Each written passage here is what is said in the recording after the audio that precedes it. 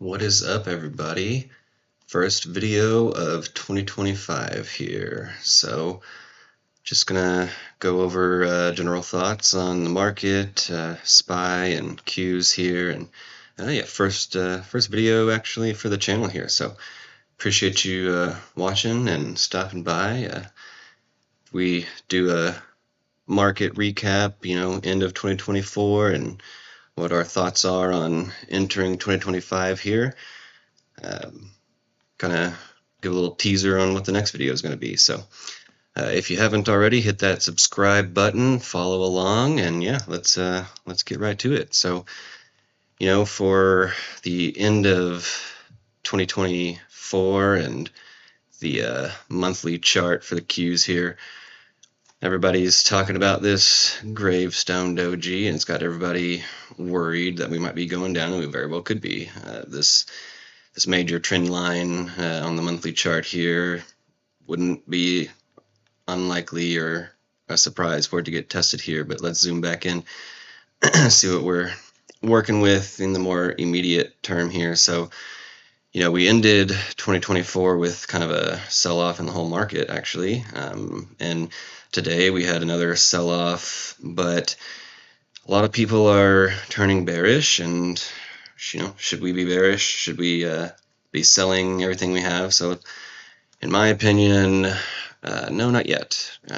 We could still have a little bit more downside, but long term, right now, we got a candle close over the 50 EMA, the 34 and 50 EMA are right here, and it's still sitting in between that, which it could be better, but it's still technically a bullish thing, and the 50-day moving average acting as support on the daily chart for right now.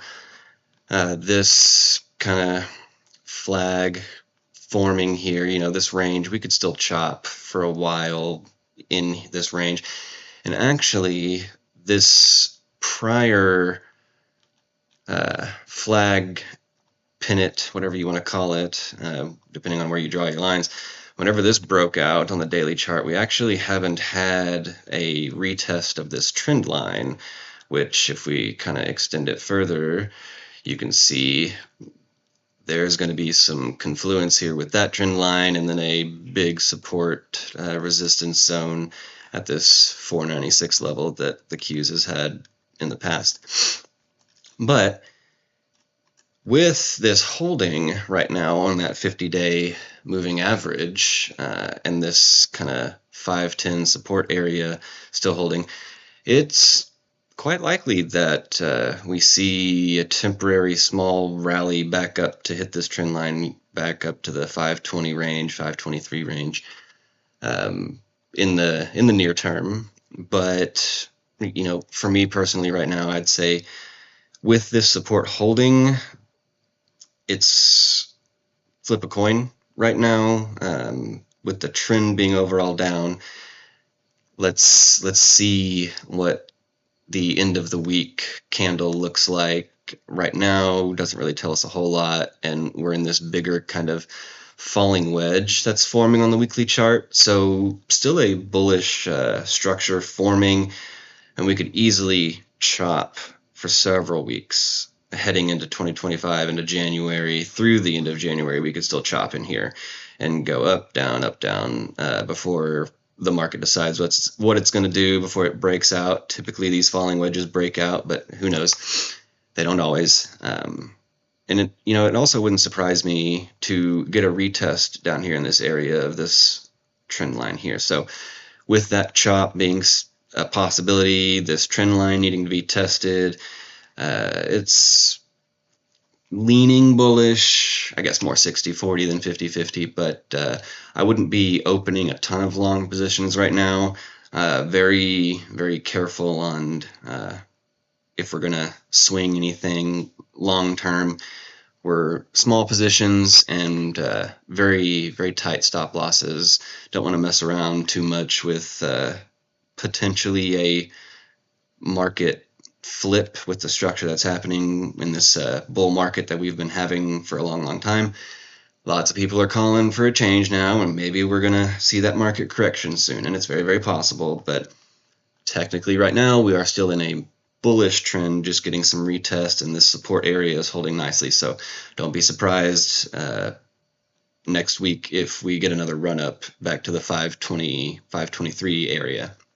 Let's take a look over at SPY, and it's a little bit uglier chart in my opinion. Everybody's talking about this head and shoulders that's going on right here, and the neckline, and yeah, it's still technically holding support of prior highs back here in October, where this flag that ended up breaking, and it gapped up, broke out, and we haven't had a retest of it, which isn't ideal when you're chasing all-time highs. It's kind of an inevitable thing.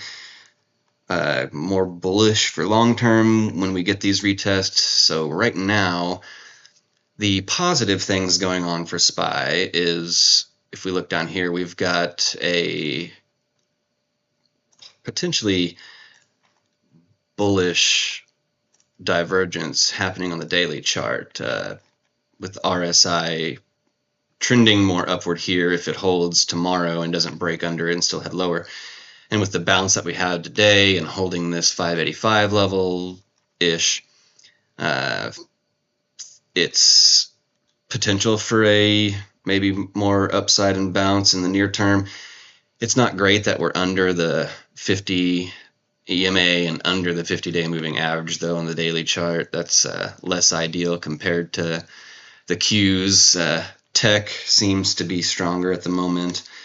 If we zoom out, it's very similar. This 605 level was a part of the Fibonacci extension going on, and it acted as a perfect resistance level, so would not be surprised in the slightest if this level here, this 586, ends up turning into a support potentially if we get a bounce tomorrow, and this RSI on the daily plays out in our favor.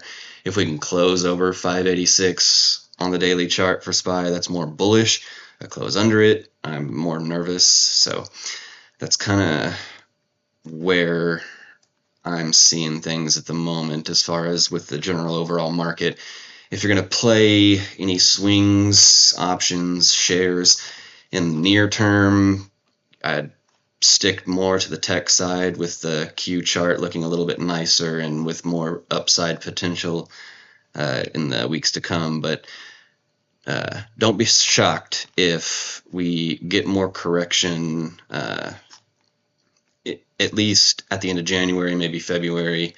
We'll see what happens, but a little bit of a bounce maybe with tech plays before we head back down here. Test one more time down here. If we look at to go back, if this is a B, C, D type of a correction here, this 538 top swings down here to the 508, so that's a 30-point difference.